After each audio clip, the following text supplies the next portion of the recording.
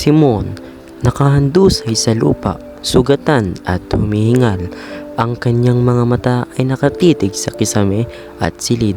Ang liwanag ng lampara ay sumisilip sa kanyang mga mukha. Sinubukan ni Simon na siya'y umupo, ngunit ikinabigo niya ito at siya'y bumagsak.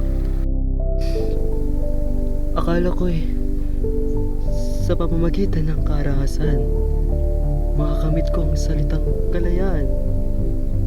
Ngunit mali pala ako'y ang karahasan ay nandudulot lamang na masigit na karahasan.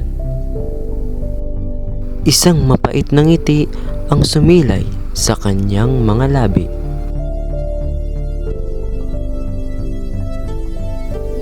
Ang aking paghihiganti naging sanhi ng aking pagkabagsak. Ang aking galit naging aking kapahamakan. Hinawakan ni Simon ang kanyang dibdib kung saan tumagos ang kanyang saksak. Basilio, sana matuto ka sa aking pagkakamali. Huwag mo sundan ang landas ng karahasan. Tumayo at bumangon si Simon. Tinignan niya ang mga taong nagtitipon sa kanyang paligid.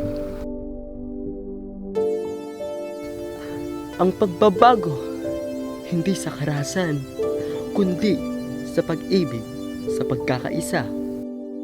Nagsalita si Simon at ang kanyang boses ay mas lalong humina. Isang mahabang katahimikan, ang kanyang mga mata ay nanlalabo na. Patawad, aking bayan. Patawad. Ang kanyang ulo ay bumagsak sa lupa. Ang kanyang hininga ay tuluyang huminto. Ang kanyang mga mata ay nakapikit na, nagpapahiwatig ng isang mapait na katotohanan, ang pagkatalo ng kanyang revolusyon, ng kanyang kamatayan.